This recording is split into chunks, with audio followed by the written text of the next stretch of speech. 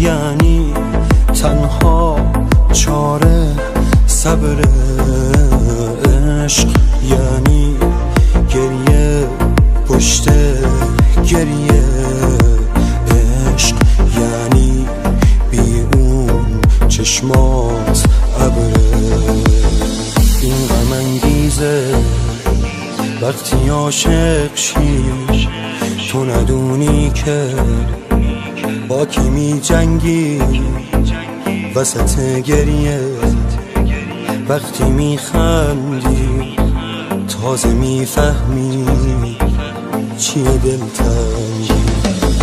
این غم انگیزه وقتی عاشق شی تو ندونی که با کی می جنگی وسط گریه، وقتی می خندی تازه می فهمی چیه دلتنگی.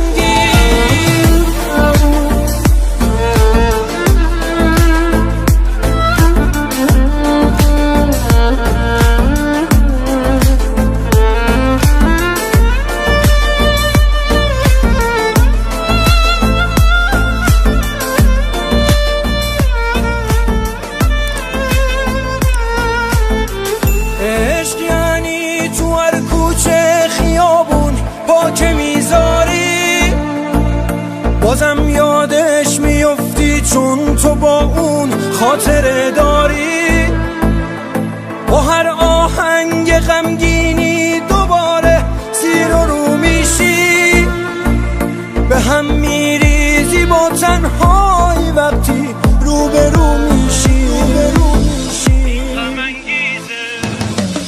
این غم انگیزه وقتی عاشق شی تو ندونی که با کی می جنگی وسط گریه،